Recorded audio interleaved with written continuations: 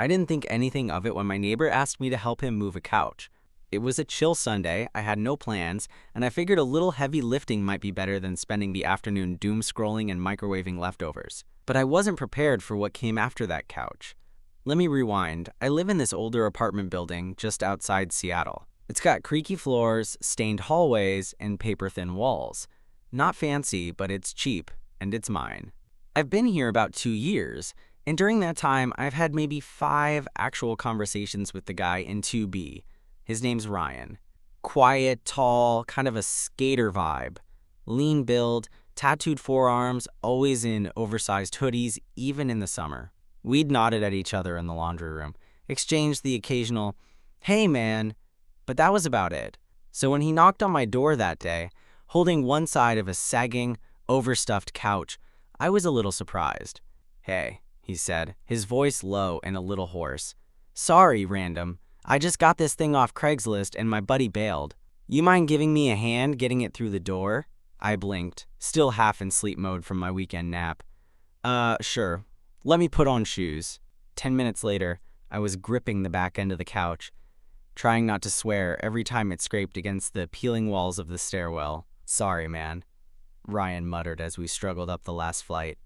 "This thing's a beast. Who the hell sells a couch that weighs more than a refrigerator?" I huffed. He laughed, a soft kind of chuckle, and for the first time I noticed he had a nice smile. One of those half smiles that creeps in at the corners of the mouth like it doesn't want to be caught. Eventually, we got the thing into his apartment. Barely. It wedged into the doorway, then popped through with one final shove that sent both of us stumbling backward. He landed against the wall. I crashed onto the floor, laughing despite myself. "Well," he said, breathless, "you just saved my Sunday." I sat up, catching my breath. "Glad I could help. You owe me beer now. Or, I don't know, free laundry tokens." Ryan grinned. "Deal. You want one now?" "A laundry token?" He rolled his eyes and walked to the fridge. "Beer, idiot." I hesitated. I wasn't planning to stay, but something in his tone made me curious. Or maybe it was the way the afternoon sun poured through his window and lit up the room like a movie scene. His apartment was small, cluttered with boxes he clearly hadn't unpacked yet, but it felt warmer than mine. Lived in. Real. "Sure," I said. "Why not?" We sat on the floor with our backs against the couch we just fought with. He handed me a beer, popped his open, and we toasted without saying anything. It was the kind of silence that felt okay. Comfortable. "I'm guessing you just moved in?" I asked. "Yeah. 2 weeks ago." He took a sip, eyes fixed on something across the room. "Split with my ex. Needed a reset." "Ah. Sorry," he shrugged. "Don't be. It was overdue." There was a beat of silence. Then he added, "You ever have one of those relationships where you stay longer than you should just because it's familiar?" I nodded, sipping my beer. Too familiar. "Yeah." He looked at me then, really looked. "I'm Ryan, by the way. I realize we've just been nodding acquaintances for like a year. Eli." We shook hands like we hadn't just shared an intimate couch birth canal experience 15 minutes earlier. I don't know what it was about that afternoon, but the energy shifted after that. We didn't talk about anything earth-shattering, mostly dumb stories about exes, weird neighbors, favorite takeout spots. But I felt something settling in my chest, like a weight I didn't realize I'd been carrying was getting lighter. Eventually, I stood up to leave, finishing the last sip of my beer. "All right, man.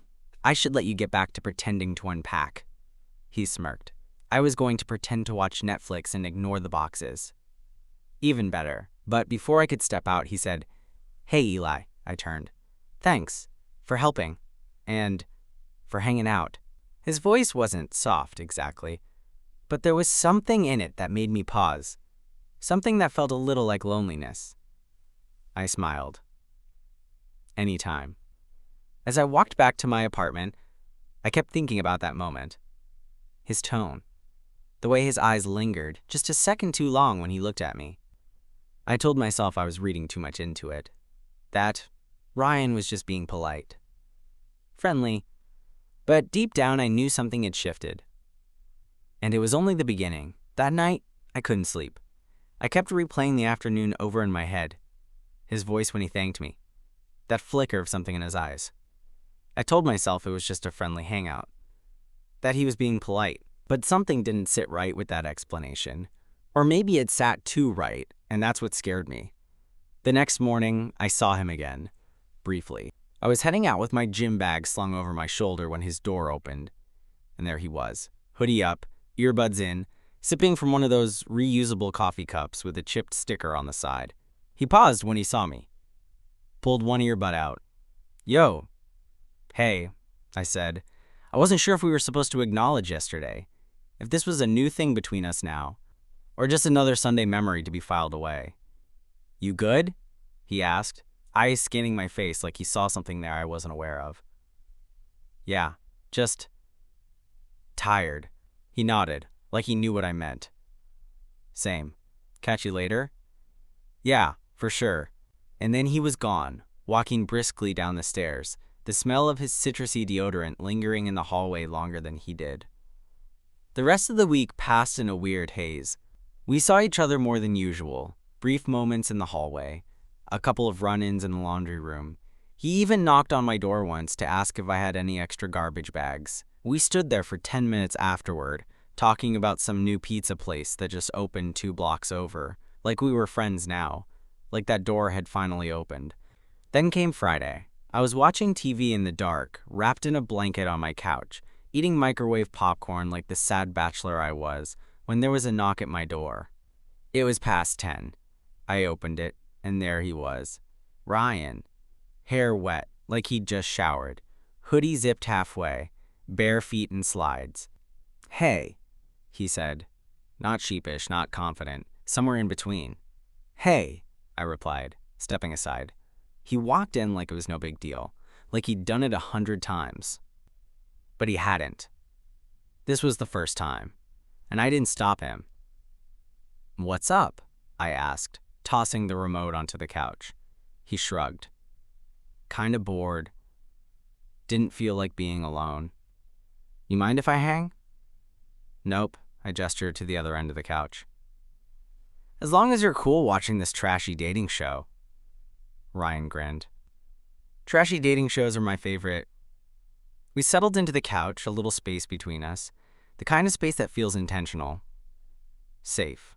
We didn't talk much at first. Just watched the show. Laughed at the ridiculous contestants. Shared quiet glances during the awkward moments. Then, somewhere during episode 2, he shifted. His thigh brushed against mine. He didn't move away. Neither did I. It stayed that way for a while. Us sitting side by side, knees and legs barely touching, but undeniably there. Warmth bleeding through denim. Awareness blooming in the silence. When the episode ended, I reached for the remote, but Ryan grabbed it first and paused the screen. He turned to me, his face lit only by the glow of the TV. Can I ask you something? Yeah, I said, trying to sound casual, even though my pulse was thudding like crazy in my ears. That day, with the couch, did you feel something? I blinked. He didn't look away. Like what? I don't know, he said, voice quieter now. Something different between us. I stared at him for a second, not trusting my voice. Then I said it. Yeah. He nodded slowly, his eyes searching mine. Okay. I wasn't sure if I was going crazy. You're not. He leaned back a little, exhaling. Cool. That's kind of a relief. I waited, unsure what to say next. There were about 1,000 thoughts buzzing in my head, but they all froze when he moved just slightly closer. Not dramatic, just enough. I haven't really told anyone, he said, voice barely above a whisper. Not even sure what I'm trying to say. Just, I don't know, man.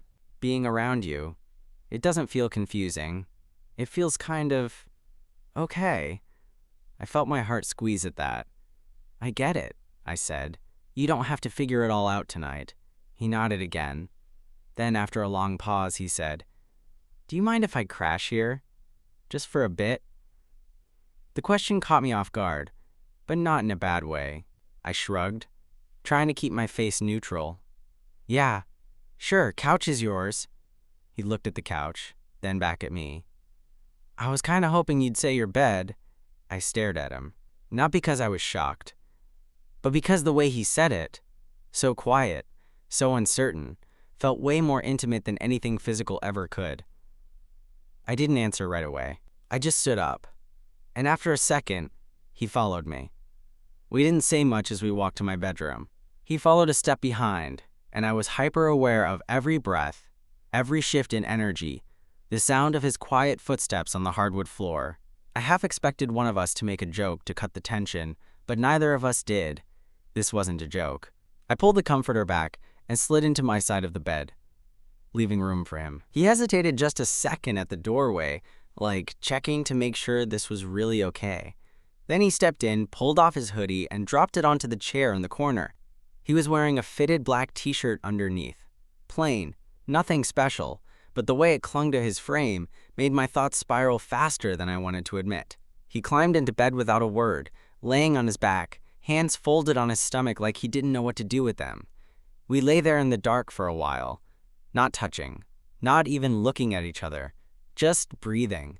The hum of the streetlights outside filtered through the window. I could hear the low murmur of traffic, someone yelling a block away, the creak of my ceiling fan. Then Ryan said, "This is weird, right?" I turned my head to look at him in the dark. "What part?" He gave a small laugh, barely more than a breath. "All of it," I thought for a second. "It's only weird if we pretend it's not happening." He turned his head toward me too, our faces half lit by the glow from the hallway. "You're better at this than me. I've had more practice pretending I'm not freaking out inside." His lips curved into a soft, crooked smile. "Are you?" Kind of. We fell quiet again, and for a second I thought maybe that was it. Maybe this was just going to be one of those nights where something almost happened, but we'd both roll away in the morning and chalk it up to a weird detour in the friendship. Then he said, "Can I ask you something else?" "Yeah." "Have you ever kissed a guy in bed before?" The question hit me like a whisper that knocked the wind out of me. I swallowed. "Yeah." Ryan shifted, rolling onto his side to face me. He was close now, closer than before. I could see the hesitation in his eyes, but something else too, curiosity, nervousness, want. "What was it like?" I blinked. I paused, searching for the right word. "It was good, scary at first, but good." He nodded slowly. "Would you?" His voice caught. "Would you kiss me?" There are moments that stretch time, that pull everything into a single breath. A glance, a choice. I didn't answer. I just leaned forward and kissed him. It was soft, hesitant. His lips were warm, slightly parted, and he held still like he didn't want to mess anything up. He tasted like beer and mint, and something distinctly his. When I pulled back, barely an inch, his eyes were still closed. Then he opened them and whispered, "Okay, wow." I smiled. "You okay?" He nodded quickly. Yeah, And then he kissed me again. This time it wasn't a question. His hand found my side, warm through my shirt, and I felt him exhale into me, like he'd been holding that breath for a long time. Like something cracked open inside him. And this was the release. It wasn't about lust or hunger. It was slow, gentle, like a secret finally allowed to be spoken. Eventually, we broke apart and lay there again, our foreheads resting together. "I don't know what this means," he murmured. "You don't have to. I just know I don't want to leave this bed right now." "Good," I said, "because I wasn't going to let you." He let out a shaky laugh and buried his face against my shoulder. And we stayed like that, tangled up in a silence that didn't need fixing. I woke up before him. It was still early, The kind of early where the light filtering through the blinds was barely more than a suggestion. I could hear the faint chirp of birds outside, the occasional car starting a few streets over, but inside the room everything was still. Ryan was curled on his side facing me, one arm draped lazily over my waist, his face buried half in the pillow, half in my shoulder. His breath was slow and even, and for a moment I just watched him. Not in a creepy way, just trying to take it in, because part of me still couldn't believe it. The guy I had been nodding at in the hallway for a year. The guy with the quiet voice and the two big hoodies. The guy who said he didn't want to be alone that night. He was here. In my bed. His arm around me like it had always belonged there. I closed my eyes again, not wanting to wake him, not wanting to move, but my mind was racing. Not with panic. Exactly. Just with the weight of what last night meant. Eventually, I felt him stir.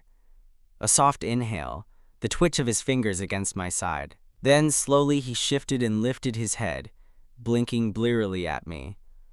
"Morning," I said, my voice still hoarse. He blinked again, then gave a half smile. "Hey." For a moment, we just stared at each other. Neither of us moved. Then Ryan ran a hand through his messy hair and let out a low groan. "Damn, I wasn't dreaming." "Nope," I said, watching him cautiously. He didn't look panicked, just groggy, like he was still figuring out how to feel. "You okay?" I asked. "Yeah," he said after a second. "Just processing, I guess." "Take your time," he nodded, pulling the blanket up a little as he shifted onto his back. "I didn't mean to crash your whole night." "You didn't," I said. "I'm glad you came over." That got me another look, a more direct one. His eyes lingered on me like he was trying to read more than just my words. "Me too," he finally said. He sat up, stretching, and the blanket slid down his chest. I looked away, not wanting to make it weird, even though every part of me wanted to look again.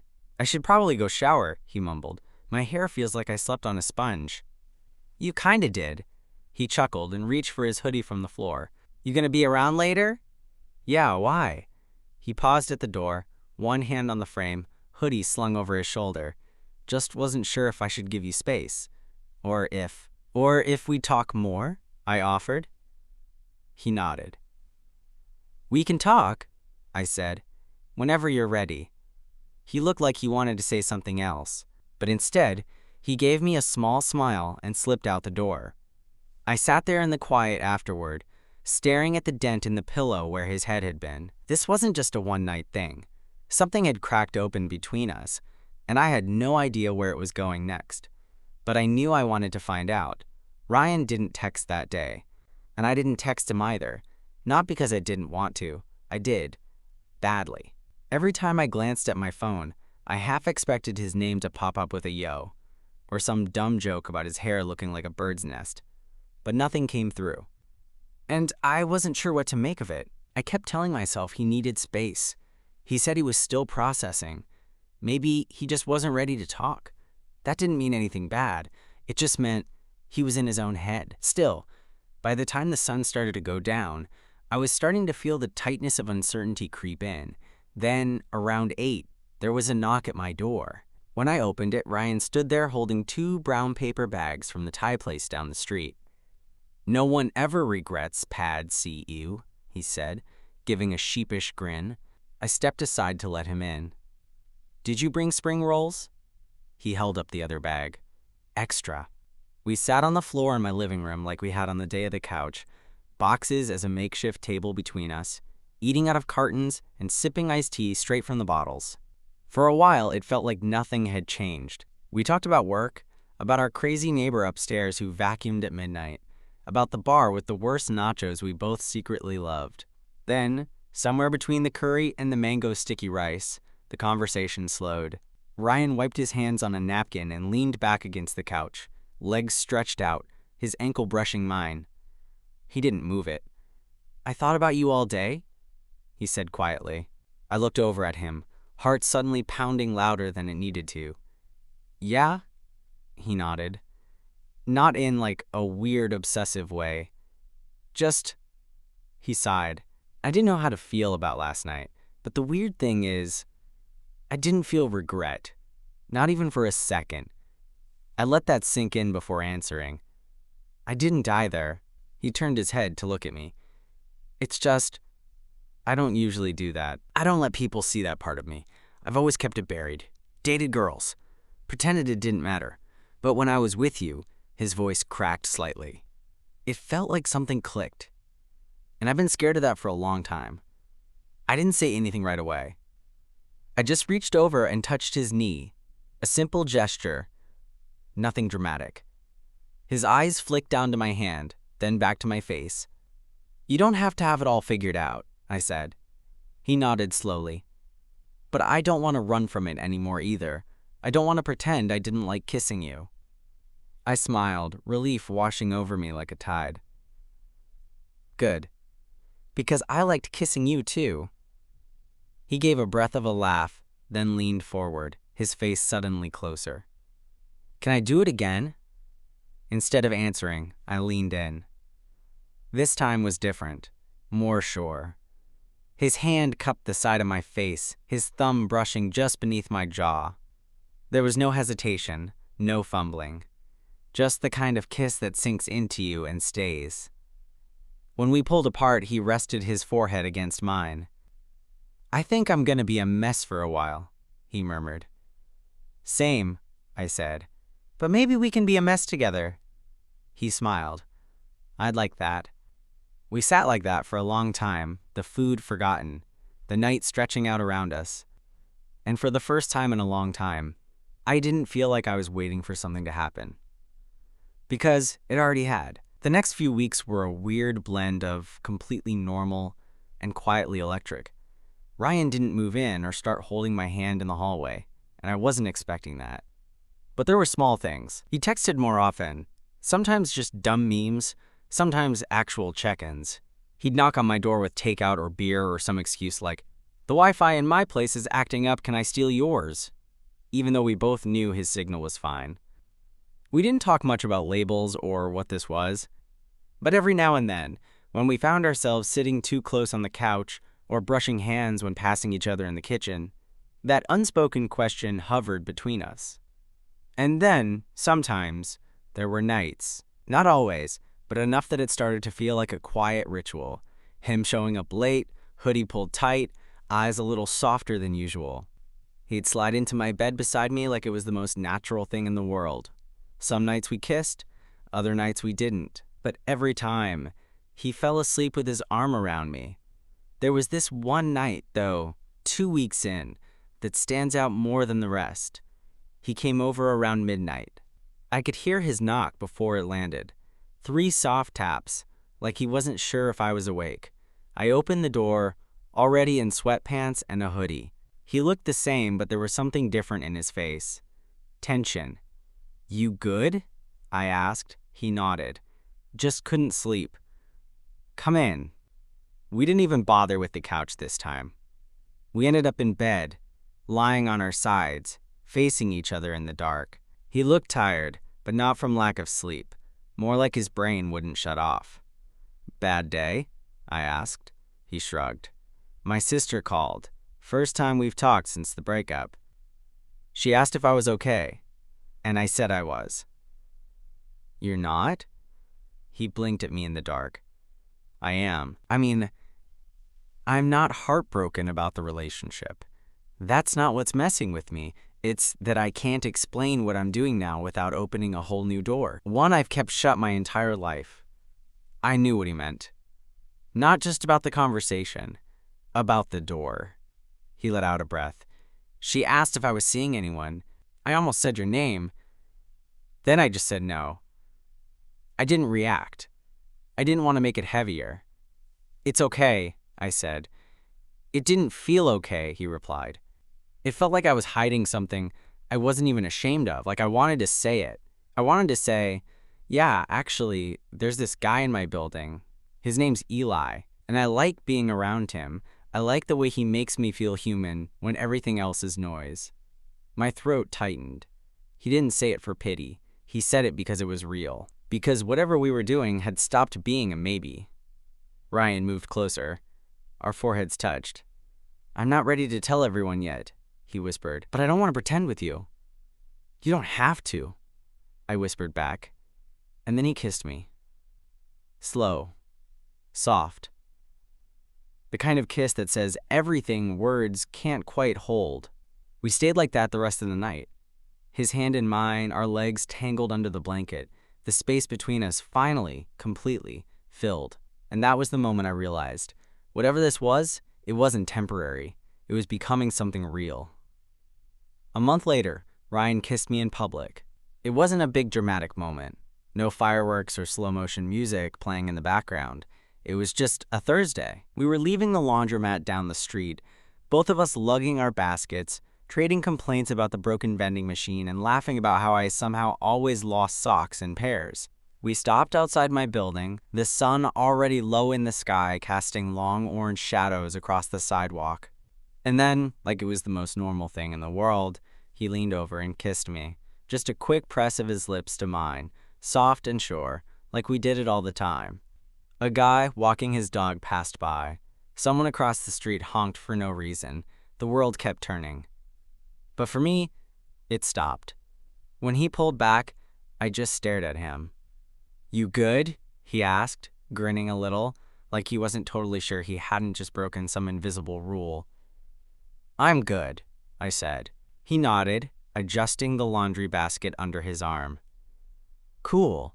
That night, while we folded shirts in my living room, he casually mentioned that he told his sister. "About us?" I asked. "Yeah," he said, not looking up. "Told her it's not super defined yet, but I'm seeing someone, and I really like him." I just sat there for a second, letting it sink in. Then I asked, "And what did she say?"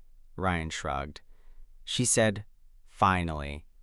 Apparently, she knew I was in love with someone, just didn't know it was a guy." I looked at him, and something in my chest cracked open a little more. He folded one of my t-shirts and tossed it into my lap.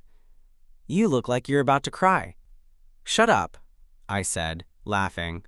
"I just didn't expect it to go that well." He smiled, and for a moment, everything in the room felt weightless. A few weeks after that, he started spending more time at my place than his own. My fridge slowly filled with his weird health snacks. His toothbrush showed up in my bathroom. We didn't call it moving in.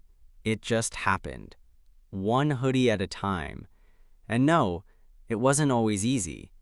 There were still nights where Ryan got quiet, where he needed space to sit with himself, to work through whatever he'd buried for years. Sometimes I caught him staring at his phone, debating whether to call a friend or a parent or someone from his past, wondering what they'd say if they knew. But he never stopped coming home to me. One night, we were lying in bed, just like we had the first time, legs tangled, the TV playing something neither of us was really watching. And he said, "Do you remember the couch? The one we almost died carrying up 3 flights? Hard to forget." He laughed. That was the first time I felt it. Felt what? He turned his head and looked at me, serious now. "That you weren't just my neighbor." I reached over and brushed a piece of hair from his forehead. "What am I then?" He smiled. "My person." It was simple. It was real. And I think that's what I loved most about how our story unfolded. There was no grand gesture, no lightning bolt moment. Just 2 people, figuring it out, one hesitant kiss, one shared takeout night, one late night knock at a time. It turns out love doesn't always show up how you expect it. Sometimes it looks like your quiet neighbor in 2B, asking you to help move a couch on a Sunday. And sometimes, that's all it takes to change everything.